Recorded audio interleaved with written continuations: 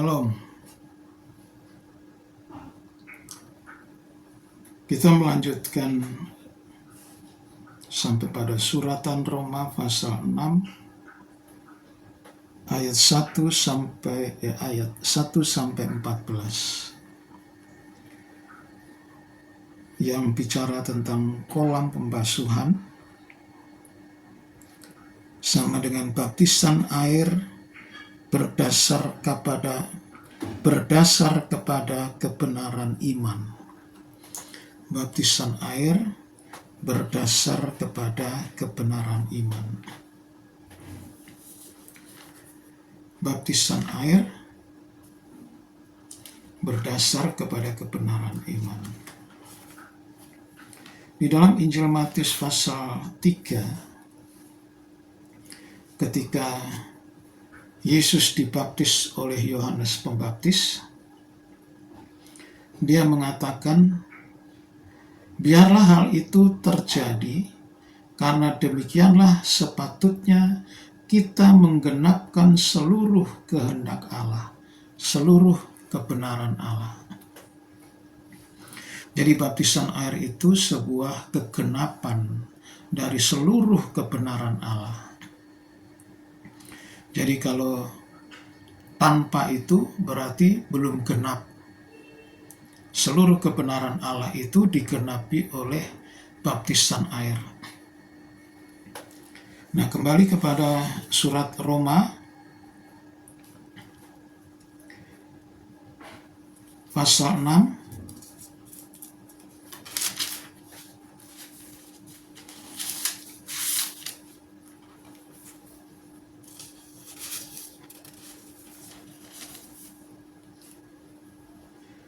sebab jika kita ayat 5, sebab jika kita telah menjadi satu dengan apa yang sama dengan kematiannya, kita juga akan menjadi satu dengan apa yang sama dengan kebangkitannya. Baptisan air itu sama dengan satu dalam kematian dengan Kristus. Begitu pula kebangkitannya. Kematian dalam hal apa? Kematian dari hidup lama. Kematian dari dosa. Manusia lama ini adalah manusia yang berdosa. Nah, itu yang dikuburkan bersama Tuhan Yesus di dalam air. Setelah itu kita bangkit atau bangun dari air, kita menjadi ciptaan baru. Namun jika dikatakan mati menguburkan dosa, sedangkan dosa sudah dirinci dari pasal 1 ayat 18 sampai 32, yaitu kejahatan, penyembahan berhala, kenajisan, kejahatan, dan tidak taat. Ini cirinya bangsa kafir.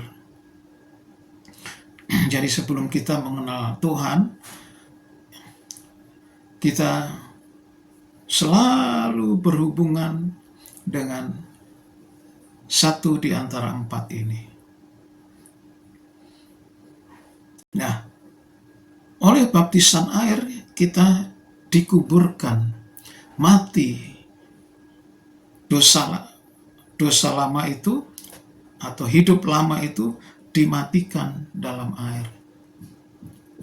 Berarti setelah bangkit dari air, maka harus ciptaan baru.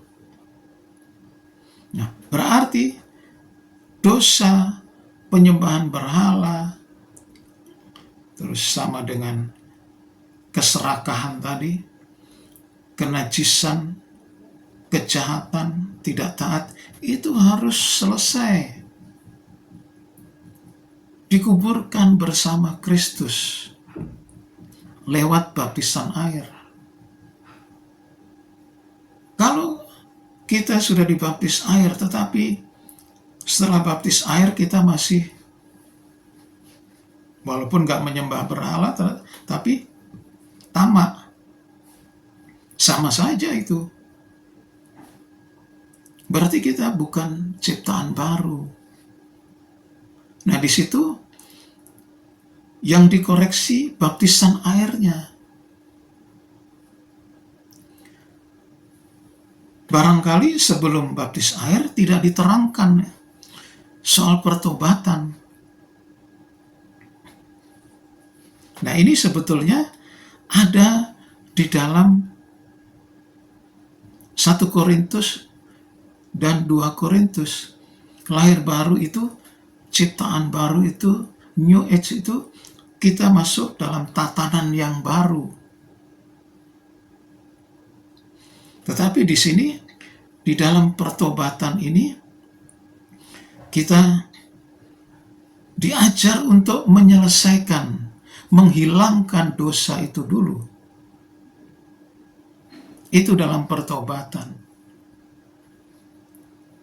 Jadi walaupun kita dibaptis air, kalau ternyata dosa itu masih ada, ya kalau tidak taat,